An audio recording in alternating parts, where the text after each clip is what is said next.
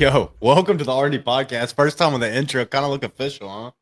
Kind of Yeah. look official, you know what I'm saying? Yeah. Um, we're gonna start off the episode, week 10. Not as good of a slate as what we have had in the past, or would be if we had the Ohio State Penn State game at full potential, but obviously don't because of James Franklin's firing. RJ, welcome back to the podcast, man. Last time we were on here, first live we did without you. You got a Kyle Busch shirt on now. I don't know what that's about. It's kind of making me angry. I kind of wish we never would have started the live, but let's not talk about that. Let's talk about this Vandy Texas game. We'll start here. Vandy versus Texas at Austin.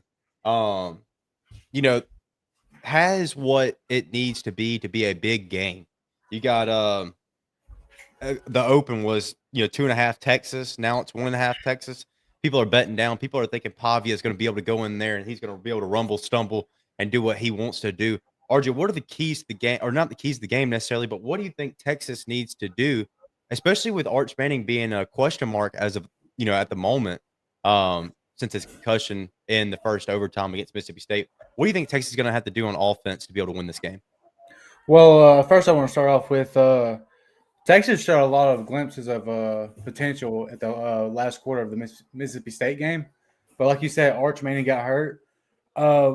One of the key things that Texas has to do is contain Diego Pavia. If you let Diego Pavia do his thing out there and play his game, he's gonna run up the score on this Texas team. But I believe Texas defense can stay in this game with Diego Pavia and his offense. If you have a backup quarterback, the big question is going to be like, how does he play? You got a Troy transfer quarterback coming in. Will the run game show up? Is that going to be able to help him? Because obviously, there's something about teams that have a backup quarterback come in, especially that have talent. It's like they almost kind of mold around him and they play. Like, look back last year with Georgia and Gunnar Stockton.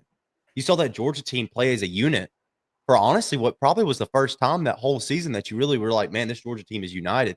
So does that happen where Texas? The world may never know. Or maybe we will know Saturday. I think eliminating turnovers for Vandy as far as Diego Pavia's side of the ball on offense, the kid's a star.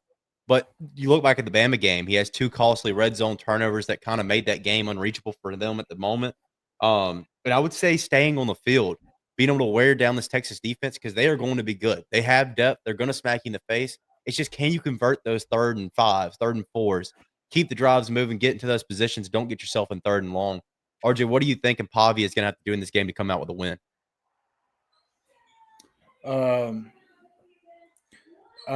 Don't turn over the ball a lot. Like Bama game, the Bama contained Diego Pavia. It took away his leading target Eli Stowers. And if I'm not sure, man. If Stovers is just not there, what can happen, right? Yeah. What can happen? Yeah. I want to go ahead and get we got a special guest today for this game that we're going to be able to do our score predictions with. His name, he goes by the name of Port. Port, welcome to the live stream, man. First time on the show. What are you thinking? I can't hear. Hold on. Oh, you can't hear anybody. Pork, you may have to leave and rejoin. I don't know. Let me see if we can't get him back in there. In the meantime, RJ, I'll give my score prediction. I think Vandy's going to go and get it done in Austin. I think you're going to have a 31-28 game. They're not favored, so it would be considered an upset. But I think Vandy's going to go in there. They're a physical team. Diego Pavia is playing pretty well. Top 5 Heisman candidate on the year right now per the bookmakers odds. We'll see how they go. Let's see if we can get Port back in here real quick. Port, okay, I'm good. I'm good. You can hear us now. We're back in. Thank God. Welcome for the first time on the podcast, Port. Let's get RJ's prediction real quick on this game, and then we're going to let you just go ahead and give your prediction and what you think is going to happen. RJ, what do you think the score is going to end up being? I'm going to go what you said about this game. I believe Diego Pavia goes in this game and does what he wants to do and wins this game for Vandy and Austin. I'm going to go 27-20 Vandy. 27-20. Now, this is, none of our stuff mattered. That's the thing, is none of our predictions matter, especially when you got Pork at the helm. This kid's an operator. He's a game manager. Port, tell me what you're feeling. I'm gonna be honest with you. It's gonna be hard for Vandy to go into Austin and really be dominant. I mean, it's a hard place to play at, and it's nothing they're going to be used to. I mean, obviously they Mm. beat Missouri at home last week. That's a good win at home, but even then, you saw them struggle a lot. And Pavia has looked human these past few games, and I'm worried that Texas's defense might be a little much. But I still think Vandy squeaks it out, but it's just not as dominant as Vandy needs it to be. Yeah. So, what are you thinking for a final score aspect? I'm thinking 21-24. It's like a late field goal, and Vandy gets a good stop at the end of the game. 21-24. So all three of us just picked Vandy. So we just loaded the board with a bunch of V's. I don't know how I feel about that. I kind of want to switch back to Texas now. That kind of scares me a little bit, but we'll see. I think Pavi's going to be able to get it done. I think this Vandy team is the real deal this year, and that's why later in the show, you'll see why I think that whenever we get to the playoff prediction side. Port, appreciate you joining us, man. We'll see you here in just a little while. Yes, RJ, sir. clap it up for Port, man.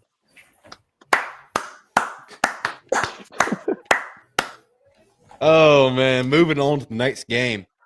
All right, so I'm going to take a pause right here because we're going to have this as another YouTube video, right? 3, 2, 1, RJ. Miami versus SMU going to Dallas. Pate State's going to be there. Going to be a pretty good game. I don't know if you know a whole lot about this Miami team, RJ, but I can tell you that Carson Beck is back there, and whenever he's playing good, he's playing great. This team looks like one of the best teams in the country, but when he's bad, Yeah. my goodness, is he terrible? When that Georgia Bulldog starts coming out of him when he those flashbacks, a little bit of PTSD from those Georgia days with Carson Beck, especially that last year. I think a big thing for Miami, especially with the offensive side of the ball, is just being able to get the running backs involved out of the backfield of the passing game to make a difference against this SMU defense. Keeping drives alive, keeping this, pass rush for Miami well rested. I think that's going to be one of the biggest things in the game. Miami opens up as a 10.5 point favorite. Now they're a 12.5. People are liking the Miami side. I think that's going to be a pretty heavy pick. And I think it's going to continue to go up. RJ, what are you thinking as far as this Miami offense? I know we've talked a lot about the defense this year, but what do you think about this Miami offense against SMU? Carson Beck cannot turn the ball over. He can't. If Carson Beck turns the ball over 2 times this game, I feel like SMU will come out with the dub. Mm-hmm. But I don't believe he will do that against SMU. I feel like he'll play a really good. I feel like he'll have a career game against this SMU team, and he'll get the dub in this game. A little bit of a hot take there.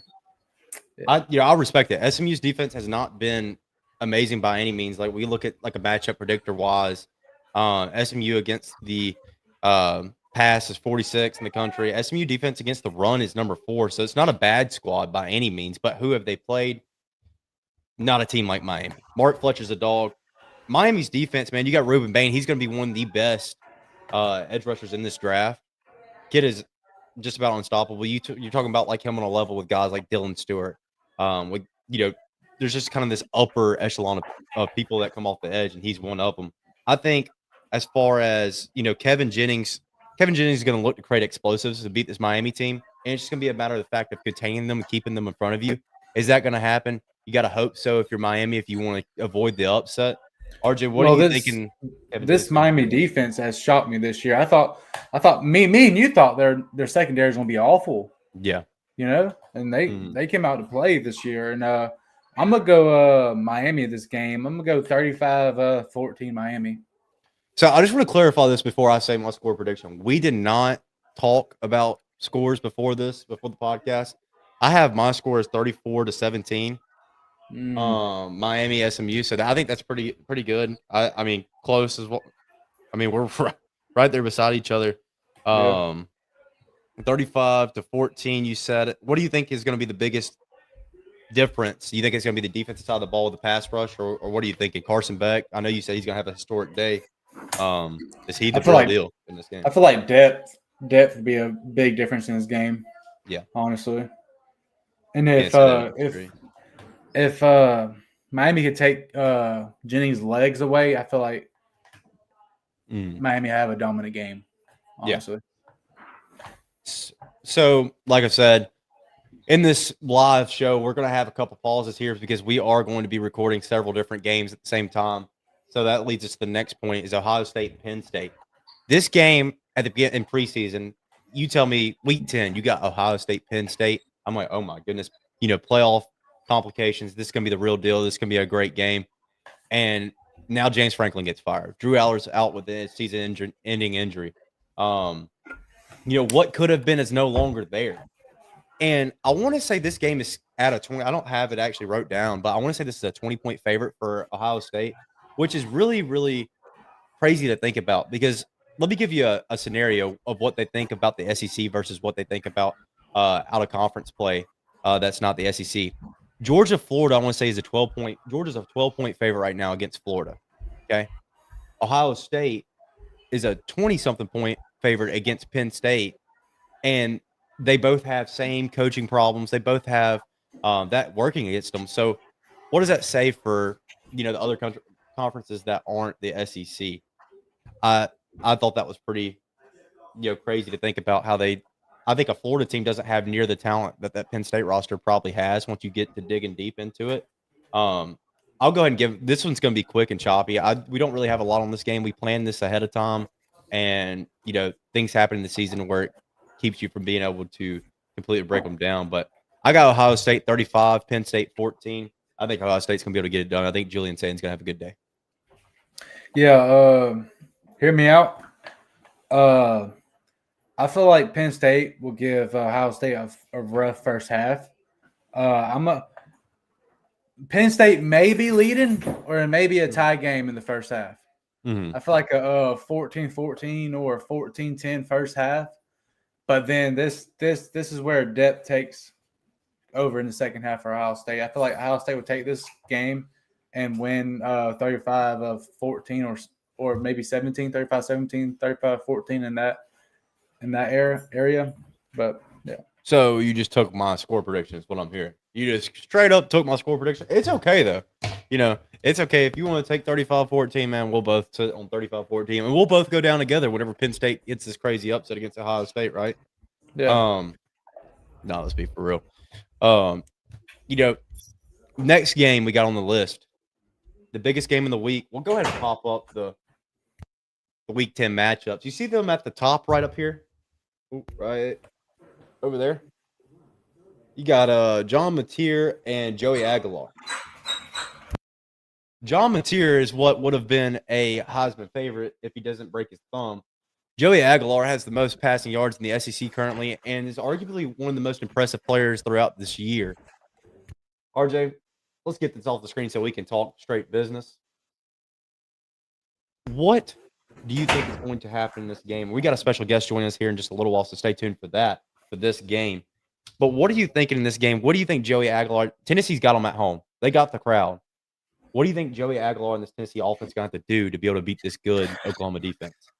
Run the ball. Run the ball, open up the pass game against this Oklahoma defense. That's something what a lot of teams didn't do against this Oklahoma defense, except for Ole Miss and Texas. If you run the ball, get that defense tired, and then open up the pass game, that's how you beat this Oklahoma defense. And if Aguilar and Tennessee can do that, I feel like Tennessee can win this game. Yeah, I think one of the biggest things is getting the run game going for Tennessee.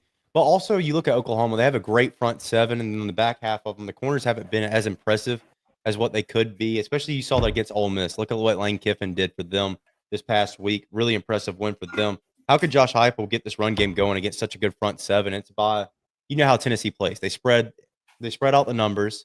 They make you line up hat on hat in the box, and they're going to see if their guy can beat your guy just straight up one-on-one.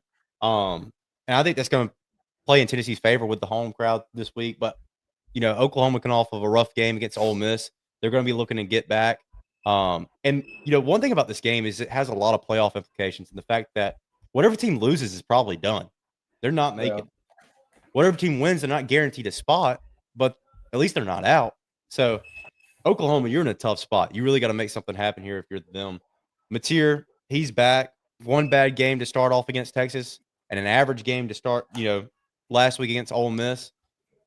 Do you think he's going to show up in this game, RJ? Do you think he'll be back against this Tennessee team? Maybe, but I mean, I don't. Oklahoma's run game's been a lot better these past 2 games, but I still don't believe in it. And I feel like if Tennessee the front Tennessee has is really good. It's just a secondary. If that front can get to John Material real quick and make him force that ball into Tennessee's hands, I feel like John Material have a rough time with this Tennessee team. Yeah. I think that you look at Oklahoma, right? And if you can tell me how Mateer runs the ball on the ground, that's going to say a lot for me. I think this Tennessee team, secondary-wise, is weak tackling. You saw that against Alabama. There's so many broken tackles in that game that, like, Tennessee could have had them a 3rd and long, but Jeremy Bernard breaks the tackle. Ryan Williams makes a guy miss. Jan Miller breaks a tackle on a corner. That's been their kind of biggest deal the whole season is Tennessee's defense cannot tackle. Now, Tennessee's the youngest team in the SEC right now, and it's showing on the field in that regard. But I think in this game, Tennessee's going to have their hands cut out if John Mateer is back and healthy 100%, because the last couple of weeks he has not been 100%, I don't think. Let's go ahead and bring in – I want to pop this comment up on the screen, actually. Hold on. You see this in the bottom? You see this in the bottom left right here, RJ? Yeah, I can't speak on this. I mean, you're going to have to consult to my lawyer, right? I can't speak on this, but I want to get your thoughts on this. We're going to throw this into the YouTube video too. I don't care. I want to get your thoughts on this real quick, RJ. Yeah, give me Hooper by 50. Hooper's going to whoop that Rebels butt. That's the nicest way I can put it. Yeah, well said. Well said. But we'll go ahead and bring in just stop the running back and you'll win the game. Let's be honest here. Come on now. We're going to bring in Chin, Will Reed. That's how they go. He goes by Chin out in the real world. Will, what are you thinking about this game with Tennessee and Oklahoma, John Mateer and Joey Aguilar? First off, Hooper by 1,000,000.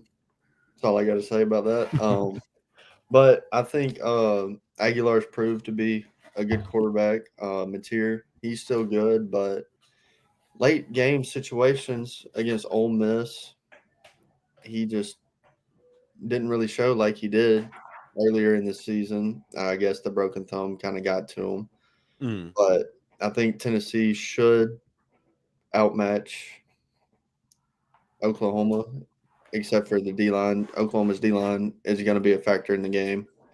Hopefully Tennessee can give Aguilar time. But I think it'll be a good game, close game, coming down to the wire. But I do see Tennessee pulling it out. So you see Rocky Top prevailing. Rocky Top. I heard that. So let's go ahead and go around the board and give our score predictions. I'm going to let RJ start off first because he is the best ball knower in this call right now. Kyle Busch, what do you have for us? What can I say? I'm gonna go with Chin, man. I'm gonna go Tennessee 30-23. All right, Chin, I'm gonna let you go last, brother. I'm gonna give mine. All right. I got Tennessee 45-38. I think if you get into a shootout with a Tennessee offense, you're playing to lose a game. Oklahoma was really good to start the season off, but have not been the same since Mateer got hurt. And I think that's going to show up again. You're in Rocky Top, Knoxville, Tennessee, probably one of the loudest, or if not the loudest stadium in college football. It's a lot to overcome if you're Oklahoma. Jen, what you got for me, man? I'm going to go with the slugfest. 27-24 Tennessee. Game-winning field goal. I like that one. I really like that one. I think it's different. I think it's a good pick. I respect that out of you, Chen. I respect that a lot out of you.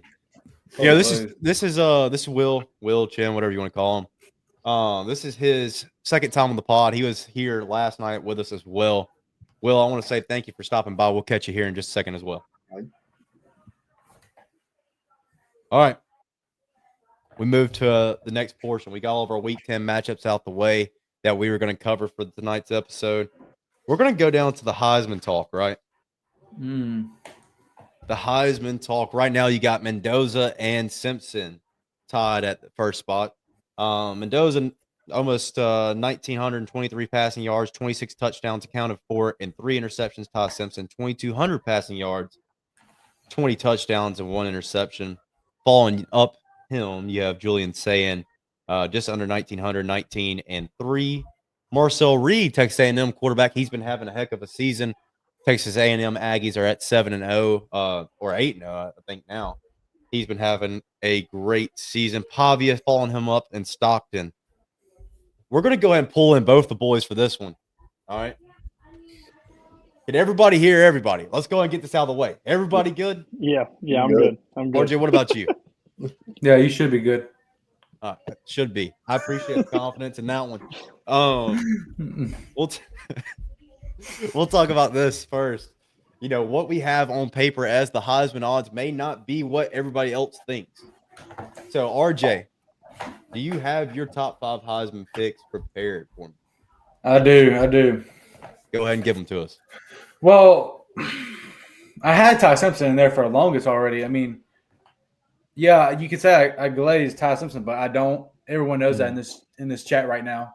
Beginning of the season, I didn't like the kid. I didn't like him. But I didn't think he was going to be good for Alabama. But he obviously showed me wrong. But since that game against South Carolina, I feel like that game kind of hurt Ty Simpson a little bit. So I'm gonna go Mendoza. Top 5, right? Top 5. Yeah, top 5. Okay, I'm gonna go Mendoza, Simpson. Hold on. I'm gonna go Marcel Reed, Julian Sayin, and then Diego Pavia. So let me recall this back to you to make sure this is correct. Mendoza, Simpson, Reed, Sayin, Pavia. Right. Respectful list. So you're basically saying, hey, I'm gonna take the exact same list that the odds makers have. We don't have any hot takes coming from RJ Coker in this live stream. And they had Julian Sayin as 3rd and Marcel Reed at 4th. Oh yeah, you did have those flipped. That's on me. Yeah. Yeah, you're right. Look at you. I feel like Marcel Reed's a lot better quarterback than Julian Sayin is right now. Hot. Yeah. Ohio State, they've played Texas, right? But Texas may be unranked after this week if they lose to Vandy. So then who's your next team that's like, oh, it's a good team? Because Penn State was supposed to be one of those. Well, they're not near as good as what they were supposed to be. But also hear me out about Marcel Reed. Their next 4 games is kind of weak. Have you looked at their schedule? I don't remember off the top of my head. What do you have? You can go on about what you say. I'll say this later. All right, we'll come back to this. We'll come back to the Texas A&M football talk. Pork, how are you feeling? You got your Heisman favorites ready for me? What are you thinking? So I'm going to go way off the border here. I'm going to complete opposite of RJ here. I think Marcel Reed is the best quarterback in football currently. And I mean, you look at the competition he's played, and he's playing at the highest level in each of his games. The only struggle game I can say he had was, Auburn. And that's 4-4 Auburn currently. Yeah. Has a top 5 defense in the nation. Is the only team he's really struggled with, in my opinion. At second, I have Ty Simpson. The only reason I have him a bump lower is because he kind of was the reason they lost the Florida State game. Yeah. I hate to say record impacts this for me, but it does just a hair. But then I have Pavia right below that. And then I have Mendoza at 4 and Julian Sayin at 5. So I'm going to go ahead and ask you this because I think you're going to get a lot of questions on this. Let me go ahead and get your list straight first. Reed, Simpson, Pavia, Mendoza, Sayin. Mm-hmm. So just about everybody, or let me rephrase this, just about all the sports odds makers have Mendoza as the favorite. What is your reasoning for having him lower? You go and look at the competition of play that he's played. Yeah, he's had some really rough opponents, which is fair. He's had some good teams he's had to play. Oregon was a big test for them. And now you look at it now is Oregon really that good, or is their record just inflated?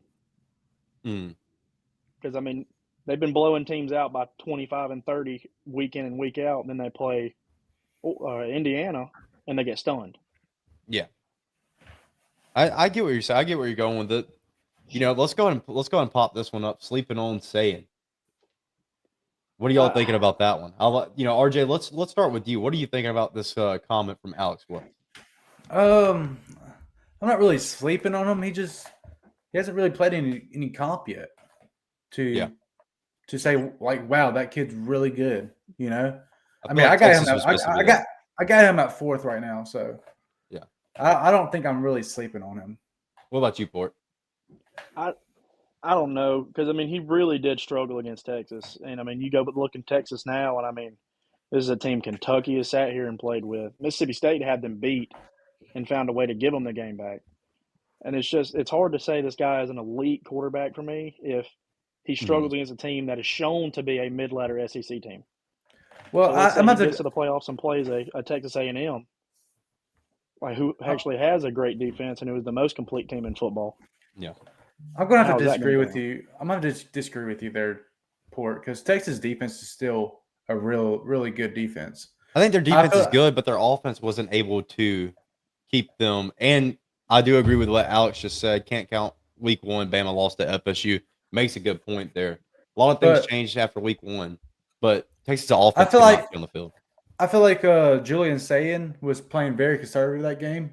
He did his job to win the game. That's all that matters. And Texas still has a pretty good defense no matter what. But also, after that, he hasn't played any really good comp. So I can't say he's a top 3 for me. So I think you really got to wait till he plays Michigan because like Ohio State schedule, they play Purdue, UCLA, Rutgers, and then Michigan to finish it up. So they don't really play anybody for the rest of the season. Rutgers is probably the best opponent out of all of those.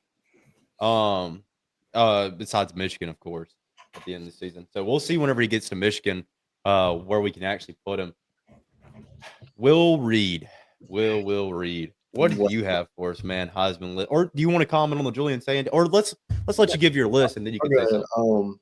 I got Ty at 1 still.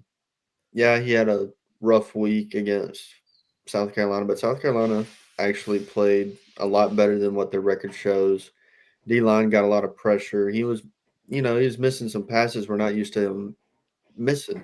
It's just 1 week. And then I'll go Mendoza at 2, Pavia at 3, Marcel at 4, and then I'm stuck between Julian Sayin and Gunnar Stockton at 5. Respectful. What do you think? So what is something you're kind of weighing as far as Sayin versus Stockton? I guess Stockton playing against better competition, but losing to Bama is kind of what's keeping you down. Yeah. Not really, honestly. Stockton, he's been doing good. He played good against Bama, He did his thing. But I feel like Sayin wide receiver court is absolutely insane. Like you got Jeremiah Smith and Cornell Tate still there. And then you look at the numbers he's putting up, which are really good, but like you said earlier, who's their best one? You want to rank 20 Texas, who might be out if they lose this weekend. I don't know. I just like Gunnar Stockton a little bit. He's got that dog in him. That's reasonable. I'm gonna give mine. Obviously, save the worst for last. I got Mendoza, Simpson, Marcel Reed, Sayin, which I think Sayin can jump at any. Once, like I said, I want to see the Michigan game first before I put him too high. I think he is a really talented freshman quarterback. I wish he would have stayed at Bama, right? And I have Stockton because I don't think Pavia should be as high. Alex West is in the chat saying, I love to hear why Pavia is so high, and I completely agree with him. 4 touchdowns, 4 interceptions in SEC play. I think Pavia is a great quarterback, but do I think he's able to be in the same conversation as Simpson and Mendoza? No, just because of the fact. Why Stockton then? Why Stockton? Because he beat Tennessee in Knoxville. He played a better game against Bama than what Pavia did. Stockton's like, we're gonna sit here and talk about Stockton. He's 17-1, and Pavia is 20-5 on the season as far as touchdown to interception ratio. And Stockton's played better against SEC opponents than Pavia has. So that's why I think Stockton's better than Pavia. Also, does Stockton have a better team around him than what Pavia does? Probably so. But obviously that changes nothing in Heisman odds. It depends on the player's performance as a whole. So I think I think Stockton is definitely in the fifth hole over Pavia. I think Pavia, if he beats Texas on the road this weekend, I think that's going to help him out a lot. Like I said, I think he's a great quarterback, but I just don't know if you can put him in there just based off of personality. I feel what it feels like to me. Well, I feel like Pavio's carrying that Vandy team right now from his leadership and what he does on the field, what he creates on the field. That's why I'm so high on the kid on my Heisman candidate. Yeah. So I feel like Pavio's carrying that Vandy team. I feel like they may or may not have a playoff run. If they do, they may lose first round. It depends who they play. But I'm really high on Pavia because of his leadership, his cockiness, how he plays a football game with heart, and then all his stats combined too. So Yeah, I mean, I love Pavia's personality. I love how he plays. I love personality wise. Like I said, I agree with you, but I just and that's don't coming think- that's coming from an Auburn fan that he has beat twice in a row already. Yeah. Still has one more year. I mean, two more games in front of him to play Auburn again.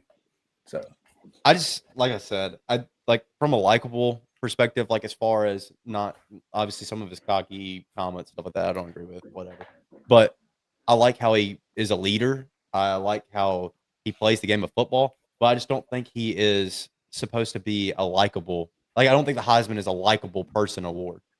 All right, let's pop this up. So while we're on the thoughts of the Heisman, because this is a great question. What's y'all's thoughts on the award becoming most winning teams QBs? Because that's exactly what it is. The Heisman Award is basically all ever since Devontae Smith. And I guess you had Will Anderson was in the running. Who else was in there? Travis Hunter as well, of course. Ashton Jeanty. Ashton Jeanty was in there. But really and truly, it's mostly always top teams quarterbacks. And I think that's whenever it becomes almost a personality, or not a personality, but like a social media thing. Who is the most talked about player and how well is he playing? I think that has a lot to do with it. What do y'all have to say about this? I mean, we'll start with RJ. RJ, what do you think about the Heisman? Sorry, that was my fault. We'll start with RJ. RJ, what do you think about this becoming mostly a quarterback competition for the Heisman Trophy? I mean, I do agree with that, but also the quarterbacks that was in the Heisman watch this year is just awful. Like Nico, Nussmeier. Those. I said Nussmeier. I meant Nussmeier. I meant Nussmeier and Nico. They're just not that great this year. I mean, Yeah. and the other ones that are in it are playing pretty well. So you could say, I mean, that's kind of like a really hard debate right there. This is that question right there. So Because like, mean- what keeps a guy from like Reuben Bain from being in the top 5? Who's playing a heck of a season over there at Miami? Off the edge. What keeps somebody like him, or what? I mean, obviously Jeremiah Smith's not having a great year. We'll pop up this too. You can't see RJ's face. Let's go ahead and remove that. But this is to refer to what Alex is saying. Top 5 teams, QBs are top 5 in odds this year. See what you got right there. Top 5 national championship winning odds. So his point is very, very, very, very valid. Jim, what are you thinking? Why is it a QB award now and not just an overall player performance award? Dude, it's like you got RJ Harvey from Missouri, who's really realistically the only real skill player that I see standing out from quarterbacks. Like quarterbacks this year, the play has just been exceptional. You got some turnovers here and there, but you look at Ty, he's got 1 pick and 2 or 3 fumbles. I haven't really watched everybody else on the turnover margin, but I think the quarterbacks are playing above, say, a wide receiver or a running back this year than last year, how it happened. Yeah. that is a really complicated question he just asked. That is I mean, that is a really good question. wasn't ready for it. Yeah, Yeah, it's tough. That is a- And that is a really I good question. want to acknowledge this comment too. Darian Mensah at Duke. I'm pretty sure his NIL deal, like obviously I don't have it pulled up, I'm pretty sure it's per year because I'm pretty sure he's the guy that set at $8 million as a quarterback at Duke, and I'm pretty sure it's $4 million per year. So I guess NIL deal wise, he is the highest paid NIL quarterback. But I want to say Arch Manning's just shy of $7 million. Yeah, is it $8 million per year though, Alex, or is it $4 million, like per year? Like, is it split? But we can move on to the next segment of the show while me and Alex are having this conversation in the comments because I am curious to see about that because I think Well, hey, can I he has can I been can I offer something here? Yeah, what you got for it? I think the reason why it's so heavily weighed in a quarterback's favor is because let's say you have a quarterback. I hate using Marcel Reed as an option, but he is the best dual threat quarterback in the NCAA in my opinion. So let's say you can always game plan for a running back. You can always bring in 8 or 9 guys to just blow out the run, just play the run the whole game. But when you have a quarterback like him, you have to worry about him with his arm and his legs, and that's the issue. If you can stop a guy's arm but can't stop his legs, then you're doing the opposite. You're moving backwards there. You have to be able to try to find the sweet spot, and it's really hard to find. So you're saying basically kind of like what your point's kind of rounding up to is the fact that the quarterback position is just such a big influence on the game because you can run, you can't throw the football, and that's the main reason why it's so many quarterbacks in that spot. Yep. Good take, understandable. AP top 25. RJ, we still can't see your face. Maybe for the best, maybe for the worst. That's on me. Alex answered. It was 4 per year. 4 per. That's what I was thinking, but still, that's crazy numbers to be a Duke quarterback. We'll talk about AP top 25. We got some teams in here. I gave all the biggest moves and what I thought about the top 25 poll last night's show.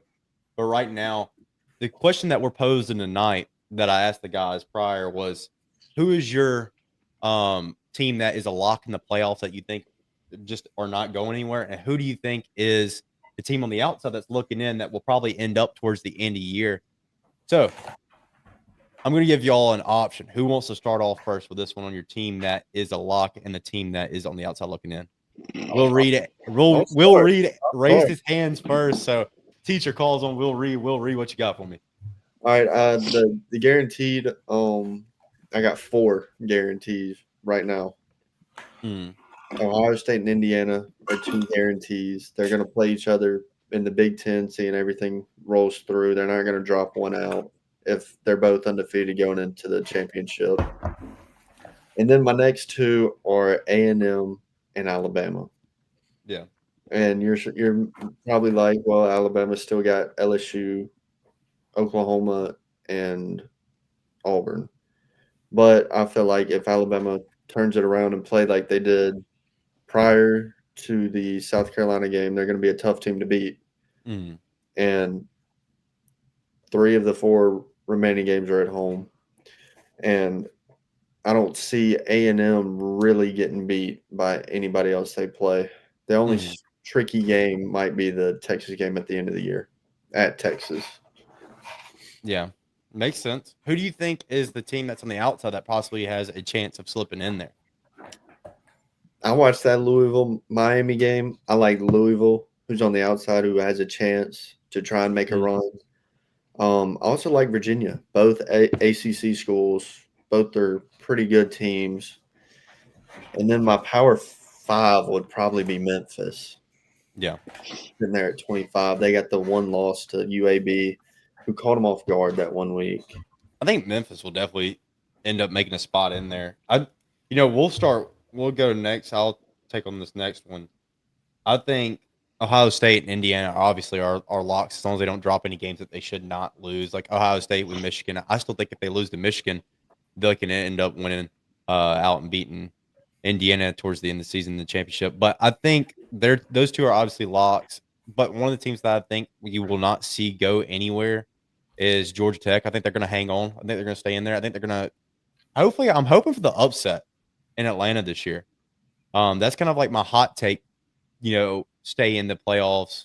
I really like Brent Key. I think Brent Key should be a favorite for one of these large head coaching jobs with Penn State, Florida, LSU. I think he's a great football coach. The person that I have, or the team on the outside that I have looking in that I think should or will possibly end up getting in there is Tennessee. I think you beat Oklahoma this week. I think the rest of the year you just do what you have to do, and you just win out. I think they're going to end up sliding in there. Last year they denied them out of the college, or they put them in the college football playoffs. I think this year it's going to be the same thing. You may see Ohio or Tennessee, Ohio State again in the playoffs. Pork, we're going to call on you next. What you got, man? I'm going to be honest with you. I think the locks here. I think Ole Miss is safe where they're sitting because, I mean, as of right this second, let's say A&M and Bama both win out, and Ole Miss wins out. They just have to win a bowl game. They just got to win They just got to win in. That's all it is. They just have to win the rest of the season out, and they're good. Because you've got the two guys fighting in for the SEC, and they're obviously out now with where they're set. Because A&M, they're a monster that cannot be controlled, in my opinion, right this minute. Mm-hmm. Ohio State's a lock. I think Indiana and then Bama's a lock as well. So you have Ohio State, Indiana, Bama, and who was your first team again? Ole Miss. Ole Miss. And then what's that team on the outside that you think may end up slipping into the playoffs? I agree with Chin. I think Louisville's the team that really has a chance to jump in and cause some problems. Interesting. As RJ would say, I like it. I think Ole Miss lock. Ole Miss schedule's cake. Agreed with that one. Absolutely. Good ball knowledge by Pork there. RJ, wake up. It's your turn. All right, so what I was saying about Texas A&M, like Pork said, they got Missouri, South Carolina, Stanford, and Texas. So I feel like Texas A&M will go undefeated and they're a lock in the playoff. Yeah. Then I'm gonna go Indiana and Ohio State. Like Chen said, they're gonna play each other, and when they're gonna lose, they're not gonna knock them out. So I got Ohio State, Indiana, Texas A&M. I'm gonna go Ole Miss and Georgia Tech. You said 5, right, Dalton? 5. Yeah, Georgia Tech. It's gonna be your one that I mean, it can be 4, it can be 3, whatever. Just a couple teams. So you got Ole Miss, Georgia Tech gonna be in there. Yes. And then looking from the outside, give me Cincinnati Bearcats. Hear me out, bro. They still got 2 more ranked games against Utah and BYU. I feel like this Cincinnati team can beat BYU in Utah. Devin Dampier begs to differ, but we will see. I think that's not a bad take though at all, RJ. I respect that a lot. Good little ball knowledge take right there with Cincinnati. I think Ole Miss. I really like the Ole Miss pick from you guys. I think kind of what Alex is saying. Ole Miss schedule is cake after that Oklahoma game. I agree. I think they should be able to walk through. I think Ole Miss is gonna make a good case for Lane Kiffin to get a lot of money thrown at him by LSU and Florida. Will he leave? Who knows? While we're on here, this obviously was not in the script for the show, but we're going to go ahead and talk about it just because we are here and we are moving. I want to get your favorite for the Ole Miss job. I'm going to go down one by one with all of you. We're going to start with Chin because he did this last night with me. The Ole Miss job. What do you mean the Ole Miss job? The LSU job. Yeah. Okay. LSU job. My fault. The favorite for the LSU job. Who do you have, Chin? If they want to go big, they're obviously probably going to try and call Lane Kiffin, like everybody's saying. But my top would probably be a guy who's already in Louisiana, John Summerall. Tulane head coach. A lot of people like him. I agree with that. That he is a big candidate for. Alex comes in the chat. He's going to agree with you as well, Chin. I agree with that, but I'm not going to use John Summerall now because you said it. We'll move on to RJ. RJ, what do you have? Who's your favorite for the LSU job? Yeah, I'm gonna go John. Say John Gruden. If you say John Gruden, no, that's Auburn's head coach right there. But no, please no. I love John Gruden. Chan took the words out of my mouth. Like he took his hand in my mouth and took the words right out of it. So. All right, we're just gonna move past that. Act like we never heard that one. Who's like your hot take hire? Like, give me something a little bit more out there besides John Summerall. Jen just said that, so I want to hear something kind of off the wall. Coach O. Coach O. Going Shut back. the podcast down. Shut the podcast down. We're done. Wrap it up. Wrap it up. Steve Spurrier. Yeah, Joe Brady's good ball knowledge too. I think he's actually second favorite odds wise. But I don't know if he's going to leave the NFL. Port, we're going to move to you. What you got for us, Port? I'm going to be honest with you. He's most likely not going to leave Missouri, but I really think Drinkwitz is going to be a SEC coach for life, and he's going to be a hard coach to play against, really, as an opposing team. But you could also see Marcus Freeman get some movement from Notre Dame as well. That's somebody else I think will be a pretty decent fit over there. He's got a lot of heart and a lot of fight. And I mean, look what he's done for that Notre Dame team. Given their record has been shaky this year, but yeah, but you have two losses recent to memory. top 10 teams that are not also is fair. 5 points. Within 5 points. So hold on. It is what it is. Clark Lee is not leaving Vandy. I'm just saying that's his alma mater. Yeah, I think they're going to throw a lot of money at him. I think money's going to he's say not leaving otherwise. Vandy, bro. He's not leaving Vandy. Well, let me touch on what Pork was saying though. You said Drink. I think Drink he's going to either end up at Florida, LSU, or Penn State. I don't know if Missouri's got the bag to keep him there, even though he's doing great things there. Drink's a great football coach. I think he's going to end up leaving. Who else do we have? You said Freeman. Was that that was your second one?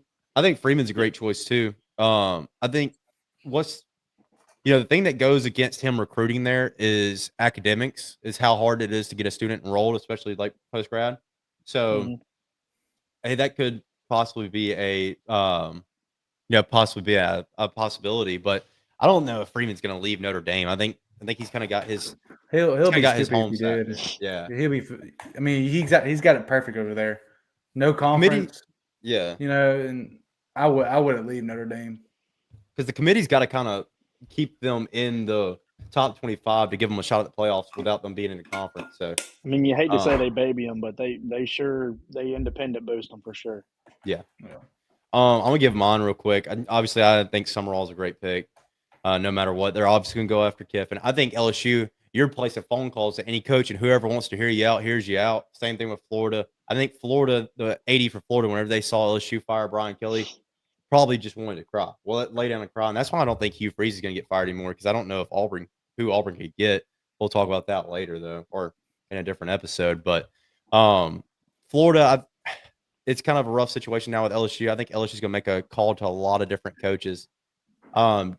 James Franklin, I don't think is going to be one of them. A lot of people think James Franklin's going to be there. Alex just said Kenny Dillingham, ASU's head coach. I agree with that. I think he could be a choice in there, and he's actually was going to be one of my picks. I like Drink. I like everybody else said. I think Brent Key's going to get a call from one of these big programs. I don't think it's going to be LSU, but maybe like Florida. Florida or Penn State may give him a ring because what he's doing at Georgia Tech. A lot of people say they're going to go after some of these large name coaches like Dan Lanning, like Lincoln Riley. They're not going to get them. Hear me out. Hear me out, guys. If Arkansas doesn't keep Bobby Petrino, James Franklin is going to Arkansas. Hear me out. Hear me out. I don't want to hear you out, but Possibility. Probably true. That's what takes her for. Who do you think? Okay.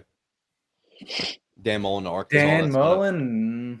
That's not a bad. That's not a bad. He just signed that NIL deal with UNLV though. What contract extension? Not too long ago. Yeah. So who knows?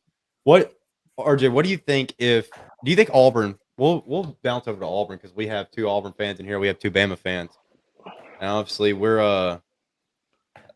talking about this, and to kind of boost this point right here, Rona comes in, fully agree with Dalton after all the coaching opening. If Hugh Freeze gets Auburn bowl eligible, he then gets a contract extension. I agree. I think his recruiting is so good. I think you just got to find an OC. But let's say theoretically that Auburn does get rid of Hugh Freeze. Who's the new answer at head coach? We're gonna start with RJ because I think he's gonna be the most passionate about this one. I'm gonna go with my boy DJ Durkin. I like a defensive minded head coach, and I feel like he'll be a good one. I mean, there's really no one else out there. I mean, I would like Charlie Strong from Tampa Bay Buccaneers defensive coordinator right now. I feel like he'd be a really good one too. But I don't want to sit through another 3 to 5 year rebuild. So I'd rather keep Hugh Freeze. Some players may transfer out. Okay, whatever. But if you fire Hugh Freeze, a lot of players are going to transfer out instead of just some of them. Mhm. So keep Hugh Freeze. Hire an offensive coordinator. You got enough money. You got enough money to go hire a good offensive coordinator. Okay? If you do that, Auburn will be back on the map, no doubt. So keep Hugh Freeze, hire offensive coordinator. If you fire Hugh Freeze, there's not a good chance you'll hire a good coach, especially with the jobs out right now. So I feel like in-house promotion. I feel like it'd be a bad decision for Auburn if they fire Hugh Freeze. Yeah, little in-house promotion for DJ Durkin. RJ seems to think, but I agree with you in the fact that don't fire Hugh Freeze. James Franklin is not a fit for Auburn. Don't ever say that again, please. Don't ever say that again. Oh man, Port, you're the next Auburn fan up. Do you agree with what RJ's saying? I don't know, because if we don't hire an offensive coordinator, then Hugh has definitely got to go.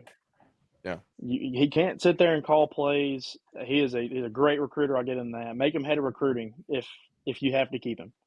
Mm-hmm. And you either promote DJ Durkin or you throw as much money humanly possible at Summerall and hope he takes it. Yeah. Look what Ronan said. Hear me out if you wanted it. Hear me out. Curious if you're still interested. Oh, Gruden, man. I love John Gruden just as much as the next guy, but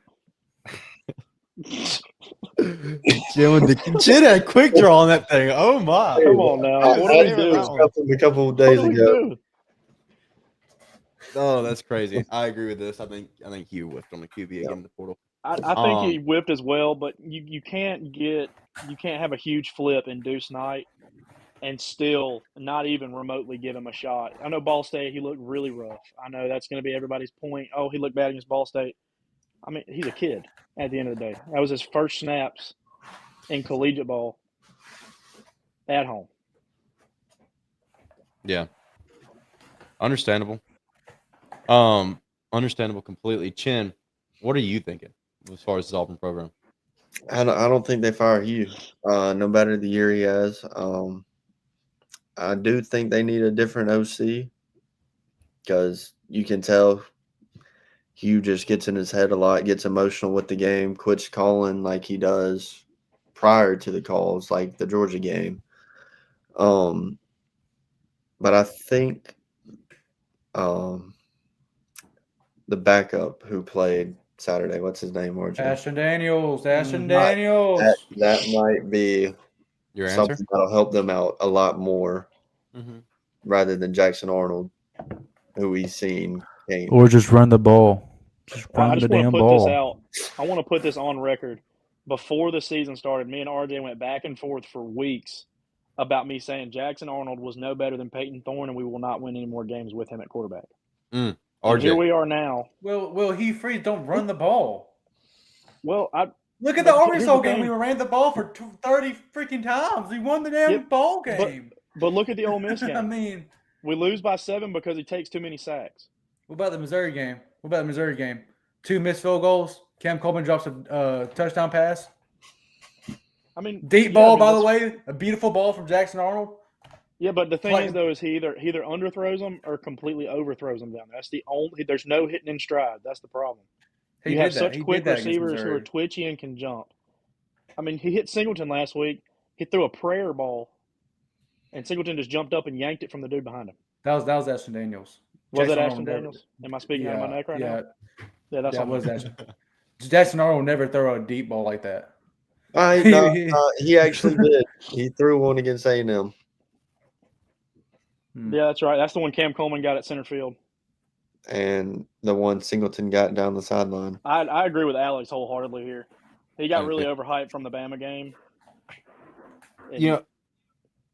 Let's talk about Jackson Arnold coming out of high school, 5-star recruit, wins the Elite 11. It's not like this kid was a bum coming out of high school. Like, this kid was highly talented, one of Oklahoma's best recruits in a long time. and then just kind of fell apart whenever everything started hitting the fan at Oklahoma last year, which who can blame you? But my point that I was about to get to is all of Arnold's wins in college football has been with his legs. And he just hasn't been able to do that every game. He did it against Baylor. He's done that several times with Auburn this year, but you're not going to win every SEC game not being able to throw the football. Alex, so it's right out of my mouth as I was about to say it. But I think you got to have some change at Auburn. As far as quarterback wise, I think Ashton Daniels is a good answer for them at the moment, but I don't think he's going to be end all be all. Deuce Knight, do we see Deuce Knight this year? What do y'all think? RJ, starting with you. No, I don't think so. Maybe against Mercer, but I don't think so. Pork, what you thinking? I don't remember who I was talking to about with, but I told him, I said, you go up by 35 against Mercer and you let Deuce play until the fourth quarter's over. Yeah. Chen? Probably. I'd let him play, just to see what he's got. Like, like Pork said, Ball State's the only time you've seen him. Maybe let him play against Mercer at the end of the year to see how he progressed throughout the whole year instead of just the one game, which I feel like you might see that in a lot more scenarios than just Auburn. Like you might see Keelan Russell play against Eastern Illinois at the end of the year for Alabama. Trap game. I was going to say the same thing. Trap game, better look out. Yeah, okay. So no like actual meaningful stats, just kind of development snaps for Deuce Knight. I think we're all kind of agreeing on that. Auburn's remaining schedule: Kentucky, Vanderbilt, number 9 Vanderbilt. Man, isn't that crazy to say? Mercer, and then you got Bama coming to Jordan-Hare. Auburn still can make playoffs, man. Hear me out. I agree with RJ here. I hate to agree with him, but you dog out Vanderbilt away and you dog out Bama at home. You're fighting for a spot there. Be real. You knock off 2 top 10 teams in 3 weeks. You have too many SEC losses. I feel like we'll be close, but we won't get in. Yeah, you'll be ranked, but I don't think you'll be around the 15 mark though. But dude, every other conference would freak out about that. The committee will get so much help from that. Just like the ACC, you're not getting in. Freaking out a few years back. Auburn's has been too rough, man. It's just been too rough. Auburn's bright side is their defense, though. DJ Durkin's an absolute mastermind over there, and they're making plays. I agree with this. Absolutely not will. Absolutely not will. Heck no. Never. But hey, can I say something to Keldrick Falk? Just like if he ever sees us, Keldrick, please stay one more year, please. One more. I promise. We gonna do it next year. Just please don't. Buddy is not saying. Yeah, bro. Buddy's not saying he's going to get some money. Yeah, I know he's getting money at all. I hope he does. Money and probably win. Keldrick stays, but I'm telling you, he's gonna get him a ring. He's gonna stay. He's just gonna come to Bama. Anyways, what a wedding ring. Him and Cam Coleman. Him and Cam marry Coleman. Each other. Look at RJ. Here now. He can't win a big game. He cannot win a big game. And you think he'll go in the SEC and win a big game? No. That's why I don't like James Franklin. That's all. That's all. He can't win a big game. He can't even win the small games anymore. Well, he's not winning any more games this season, RJ, to be fair. Correct. Because he got fired. Yeah, he's playing college game day now. Anyways, this has been the R&D podcast, man. What a fun episode. Pork's first time coming on, Chen's second time. RJ finally joins us for a live show. It's been a good time. Look, hold on. He has 2 of the best running backs in the league and hasn't done nothing with them. And he got rid of Bo Pribula. Look what he's doing at Missouri. Then talking about break his leg. Yeah, that was rough. Did you see that? Did you see the injury for Bo Pribula in the Vandy game? Rough. Yeah, he broke his ankle. Really? Yeah. I didn't know that. I agree with Ronan. I agree with this. I agree with this statement wherever it's at down here. Yep. DJ Durkin is the only reason Hugh Freeze is still at Auburn. Agreed. I'm just telling you, let's say DJ Durkin's defense doesn't show up for a quarter in the second half. Mm-hmm. Hugh Freeze is jobless this week. And you have DJ Durkin as the interim head coach for the rest of the season. Because it all started in that third quarter. Alex with the little ball. And let's see. Fun little stat. He was favored 5 times in the top. Oh, my goodness. He was favored 5 times in the 29 top 10 games he went. 2-3 One was a playoff loss to Notre Dame and double overtime to Oregon.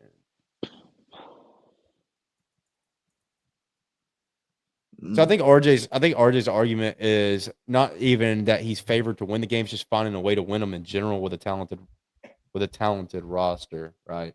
Yeah, and it's and that's what he's the trying to say. SEC, bro. It's a lot more harder than the Big Ten to me. Every it's- game you can lose. It's referred a lot to like a lot harder because of the schedule you play, strength schedule wise, playing consistent teams week in, week out. But I don't know. He may win one or two big games a year, but I don't think he can win in the SEC. His best QB was Trace McSorley. Trace McSorley was a good rapper. So don't take that away from him. I like that. I don't know why Drew Aller was still strong. I'm not a Drew Aller hater, but I do not think he was a great quarterback. I think he was a game manager, if anything. But I just feel like you couldn't ever get the quarterback situation handled at Penn State. But as a head coach with that type of resources you have at Penn State, you have to find a way to get talent. So is that an issue in itself? The fact that he couldn't find better talent than what he had, especially. I don't think Bo Buell has been hyped up at Missouri, but he has not been good. He's been okay, but his passing the football, he looks sloppy. He turns the ball over when he's played against good teams. He's not been very good. Name two receivers from one of his teams, not John. Keandre Lambert Smith. He transferred to Auburn, but man, Pena transferred in this year from Syracuse too. That was supposed to be really good. As well. And you had some Pike Road kids that went there Devontae too. Ross, man, come on. But a lot of I just don't know if this is the case that he didn't have any named players. Then why was the fact that he was not able to get players there? Is that a problem on him necessarily, or you're just saying that he was because why can Penn State not recruit top rosters? I think he did well going 10-2 every year as well. I don't think he should have got fired. I agree with this. I don't think James Franklin should have got fired just based off the games he lost. He got fired because of the moment that was in and not what he had done in the past. And I don't think that was fair. I don't think that was fair to him, but it's a business more than it is a sport. I want to say, which sucks. I don't hate James Franklin. I just don't think he'll work out in the SEC. Yeah. Yeah. Those are two different errors. Those are two different errors. Two different errors. You can't say that. I just give him Auburn and his recruiting animals, but he didn't really recruit animals at Penn State. So he recruit. Is Penn State hard to enroll into or something? Like, are they not crazy academic wise? I wouldn't say they're hard. Like, they're not any harder than getting into a Notre Dame. Like, I don't think that's limiting them from being able to. He's one of. I agree with this. Let me clarify this. I'm not saying he should have got fired. I'm just trying to look at both sides of the spectrum. Like, I'm just trying to sit here and pick apart both sides of the argument. He's one play away from beating Oregon. If he beats Oregon, he's never fired. Let's go and get that clear. If he beats Oregon, he's never getting fired. And should he have beat Oregon? Yes, I think he should have. Dan Lenny's doing great things out there at Oregon. No 18-year-old wants to leave Miami and play in the freezing cold. But so what's the differential in between Penn State and Oregon? That's because now we're talking, like I just mentioned, Oregon's pulling in recruits like crazy. So what's the difference between Penn State's cold and Oregon's cold? Nike. And Michigan too. But yeah, Michigan. I mean, like all the teams up north that are having good talent, because I mean, Indiana. So I think the issue is that it's so overly populated over there where it's so cold that it's just you have 3 or 4 schools that are just going to be top tier schools. When you got Indiana now, they're going to jump in there. Notre Dame will always have pretty decent guys, and Oregon, of course, because they've got more money than they know what to do with, apparently. Yeah.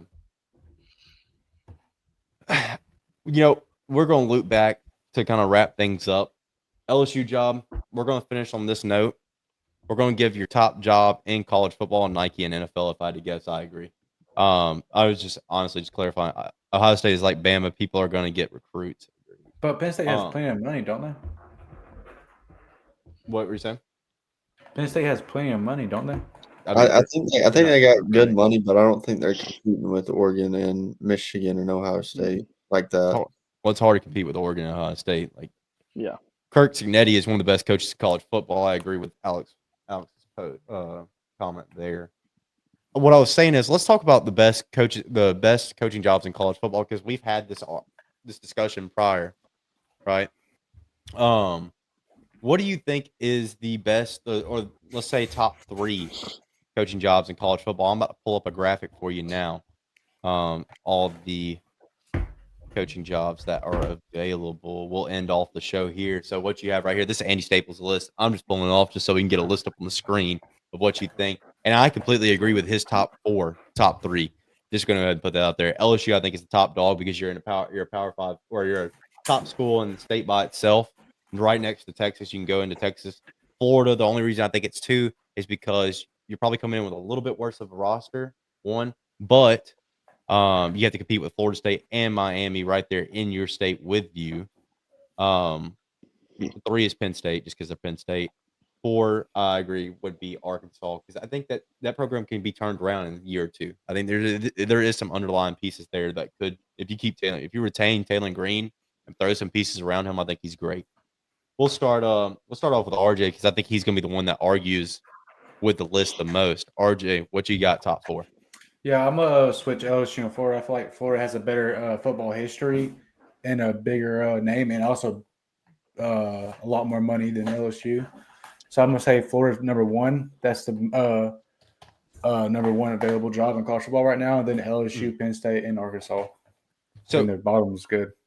I'm gonna ask you this as like a cliff note. Do you think that do you think it would be easier if you got, say, RJ Coker gets announced as the head coach at said program? What program would be the easiest for you to step into and win, LSU or Florida? Florida. I mean, LSU's losing their quarterback. Florida still has DJ Lagway. Is Lagway going to stay though? I'm just asking. Just don't get me wrong, because Florida also, you got to remember, they had the number 1 strength schedule in the country. Yeah, I feel like Lagway will stay. I mean, where else would he go in the SEC except for LSU? Maybe. Yeah. You know. Who knows? I just want to ask that, see what you think. We'll go with Pork next. Pork, what you got for us? I think the most ready to win team is LSU, in my opinion. Because, I mean, you've got a great defense. You're always going to have a great defense in LSU. I mean, they forced 5 turnovers against Florida, but they only won by 10. That's the issue. But I think quarterback play isn't helping either. So I don't think Nuss leaving is really going to be too big of a problem for whoever steps into that role. Mm-hmm.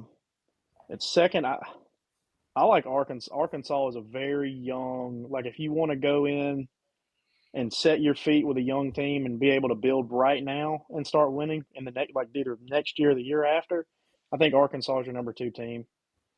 And then Florida, because they're a lot of money. A lot of money there. That's the big thing. There's tons of money in Florida. It's just hard to recruit against Florida State and Miami, obviously. Mm-hmm.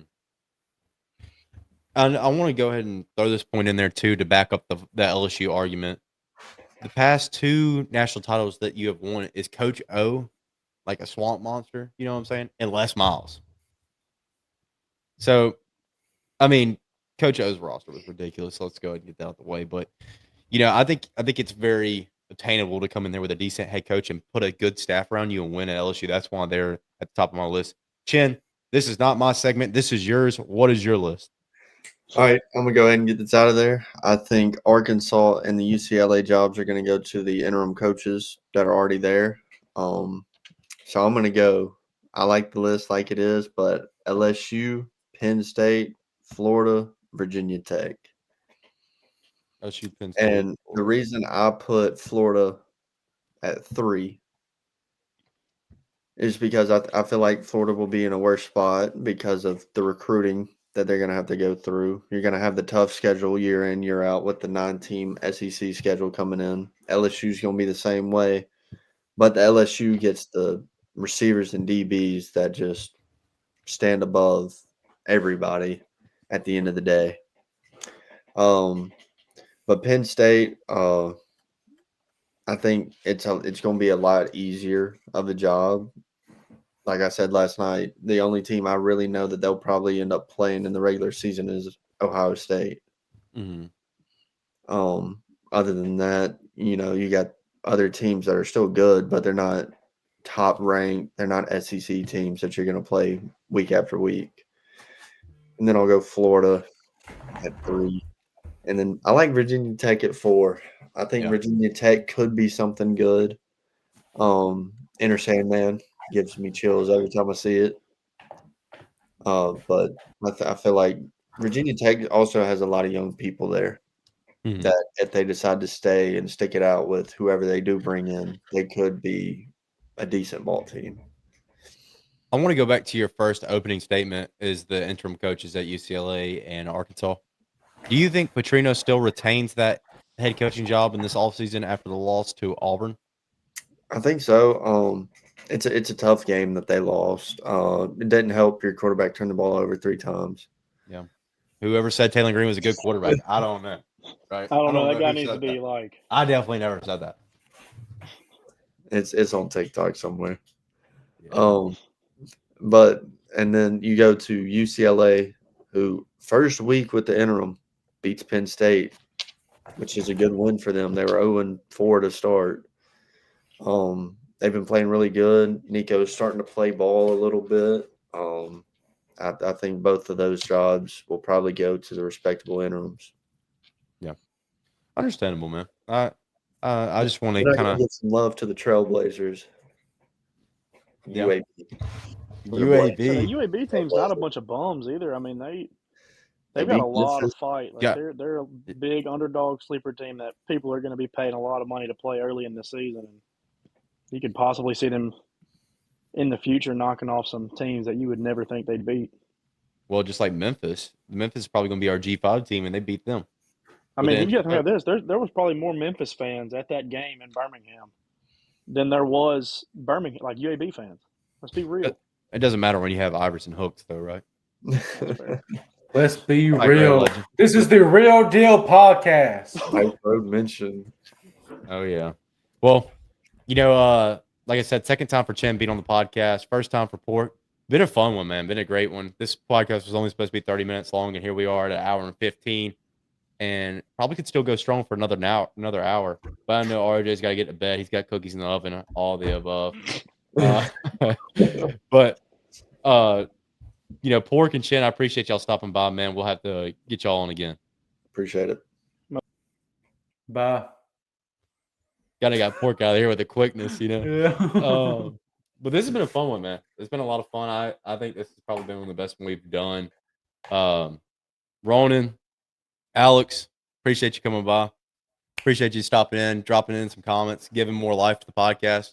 Really appreciate it. I feel like Alex was trying to rage bait me a little bit. I don't blame you. You rage bait me all the time, brother.